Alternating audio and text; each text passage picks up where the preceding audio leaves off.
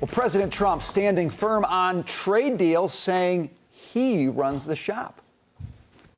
I could announce 50 to 100 deals right now because, you know, I'm the shopkeeper and I keep the store. And, you know, I know what countries are looking for and I know what we're looking for, and I can just set those terms. Everybody wants to shop here.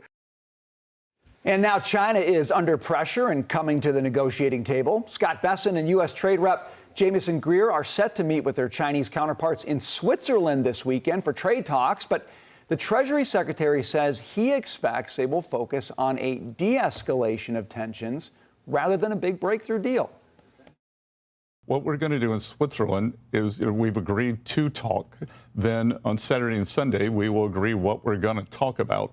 My sense is that this will be about de-escalation, not about the big trade deal. But we've got to de-escalate before we can move forward. All right, Larry, so here we are in Switzerland talking about having talks to get a deal. What are you looking for, and are you optimistic about what's happening in Switzerland? Well, I don't want to be optimistic, but I would say it's a good thing. I mean, actually, some reports since those clips, I don't know, where was the statement he made? That one? That was the Ingram angle. Huh? That was last night. Last night on Laura? Besson was on with Laura, yep. Because there's some statement he made that they are going to begin to negotiate Saturday. For those who want to move ahead with China, Peter Navarro will not be on the trip. I said that before. No Lutnick either. No If they're Lutnick. too brash, it's not going to work. Now, my experience is Trump only sends Navarro when he wants to scare the hell out of him. But if he keeps him home, that means they're actually going to have a conversation. So this is very good. Jamieson Greer is very good, and Besson's very good. I don't mean to make it personal with my friend Peter Navarro. But look, this is good. I'm not a big fan of China trade, as you probably know, having been through it in the first term. We made a deal, phase one. They broke every part of phase one. So I would say to you, they'll stop raising tariffs against each other, all right? There might even be, maybe not in Switzerland, but in due course, there may be some mutual reduction of tariffs. But I think President Trump will keep very high tariffs on during any discussions. That's what he did back in the first term. I know the levels are higher now, but I mean, 50, 60, 70% type tariff could easily be kept on. You know, look, you know, we talked about this on the show our show last night. Canada's not the enemy, China's the enemy. And we mustn't forget that. And I'm sure these negotiators won't forget that either. Whatever China says, you can almost bet they will break their word. This is not only true on trade, this is also true on fentanyl, which has caused great anguish to this country and anybody involved in that. I've said this anecdote before, I'll say it again. When we met at the G20 in Buenos Aires, Argentina, which was whenever it was, I think it was 2019, you know, we're all lined up, the U.S. on one side with the president, the Chinese on the other side with Xi. And the very first thing Donald Trump said to Xi was, can you stop the fentanyl trade? And would you invoke capital punishment for any Chinese involved in the fentanyl trade and the so-called precursors of fentanyl? And Xi right away said, yes, of course. Capital punishment will stop the trade. So he's lying through his teeth. And unfortunately, that's what they do. All right. Of the whole group that I met years ago, there were one or two genuine reformers who would keep their word. But they'd always be surrounded by a bunch of Chinese communist thugs who were sent around like minders, okay, to make sure nothing's, you know, give away the family jewels, whatever that means. So, look, it's good that they're going to talk. I like that. I think the market will like that. The market's up last time I looked. It is a good chunk today. I think this China stuff is more important than what Fed Chairman Powell is going to say or blather on. We'll talk about that in a few minutes, I reckon. I'm just saying it's a good thing, but it's not going to be a miracle. You're not going to get a deal. Any such thing. Look, it took us 2.5 years to get a phase one deal, which they then broke. So don't expect any miracles here. There are other countries on the list that are much closer. Scott Bessent also said in front of Congress, I think, that we could get a deal in the next week or two. So that's very positive. Dagan. Larry, in the first hour, I read a letter that was sent to me, and it was by somebody who works in kind of wholesale sleepwear business. And he was just, it was sent to me, not a friend either, upset that he's seeing people he knows who have been in the business for decades struggling. He's worried about them going out of business because their suppliers are in China. These are suppliers that they worked years to set up, and they feel like the rug got pulled out from under them. These are Trump supporters. And I just want to know, because I'm also a believer that China's the enemy, and that really, truly trying to crush them and decouple from them will ultimately be great for us. But how do you, and I'm not talking about bailouts, but how do you care for American businesses here who still rely on supplies from China in the interim? And because we can talk about what's going on in Congress, but they're...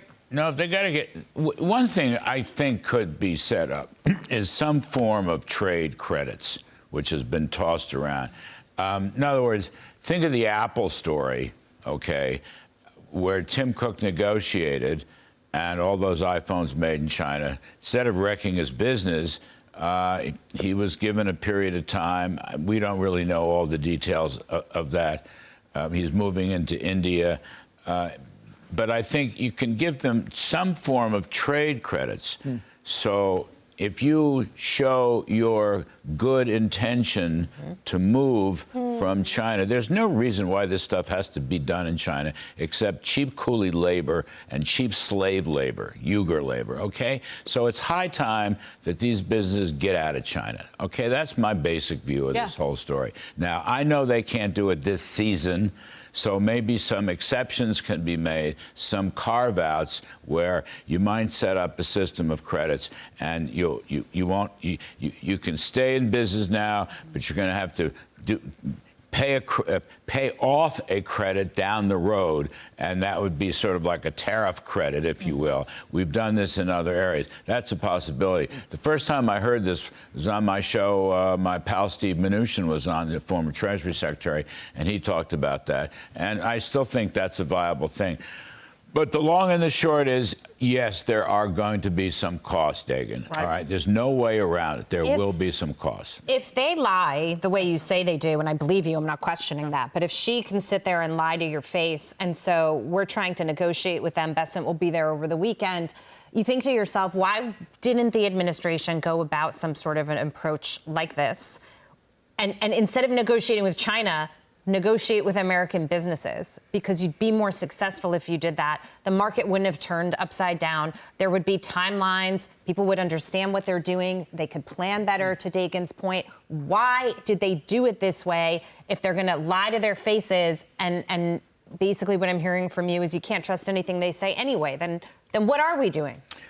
Well, look, as someone who supports the reciprocal trade idea, a level playing field. Okay, I support that very much. I would be willing to say that the rollout was not done to perfection. All right, I'll grant you if that's what you're getting at. I'm kind of getting at that, but I'm just saying there was a different way to approach it. There was a shock and awe to it that, look, you yourself said, remember a couple weeks ago, that actually with 75 or 80 countries coming to Trump, that the shock and awe actually succeeded. Yeah. Remember that? Yeah. And there's a lot of truth to that.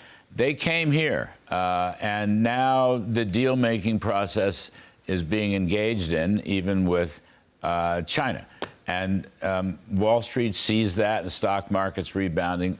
very nicely. And so I don't want to go too far.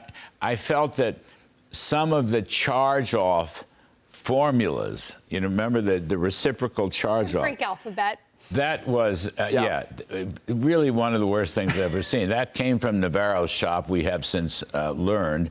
What was it? It was the trade deficit divided by imports. Total import. Which means virtually nothing. I don't know what that means. I don't know. You're a professor. I didn't come up with it. I was a teaching assistant about 70 years ago. But I'm just saying, I still don't know what that means. And I doubt if those charge-offs will ever be used. Navarro, so if that's what you mean, I agree that was not done Navarro very well. said, well, the trade deficit captures all the cheating. And I was like, no, it doesn't. Well, by the way, the thing happened with Canada, too. And the thing that President Trump keeps saying, we're giving them $200 billion a year, meaning that's a trade deficit. Again, with all due respect, and with someone who supports the reciprocity trade policy, I must say, however, when you look at the numbers, excluding oil, which we need, we're actually running a trade surplus with Canada. Very interesting. That's why I say Canada's not the enemy, China is, okay? And China is a very important enemy. So, what can I say? Taylor, round us out quickly. I've been talking a little bit about how we can't always trust the economic data coming out of China, but we do trust a little bit of what they're doing from the central bank's perspective to help their economy. When Larry talks about trying to put the screws to China, you are starting to see some impact of that. We've talked about how they've cut interest rates and trying to inject more liquidity into their system, all in response to the impact that tariffs are having on their economy. They're lowering that reserve ratio. They're releasing $1 trillion yuan into the country. Larry's looking at me. None of that matters. But it shows, right, that the tariffs are working, that their economy is slowing. The key thing is we have them by the short rope, I'll say, okay? It's a family program. Look at even the papers are, it's best it could. First of all, there are riots in the cities. Factories are being closed down everywhere. And what has China done about it?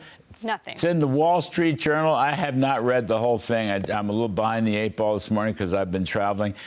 They just don't post the data. Yeah, They're stopping the data. Now, what does that tell you? What does that tell you about their integrity, about their keeping their word? They're not even showing you the numbers. I know. So it is a lot worse than they're even going to. I believe they won't even post the unemployment rate.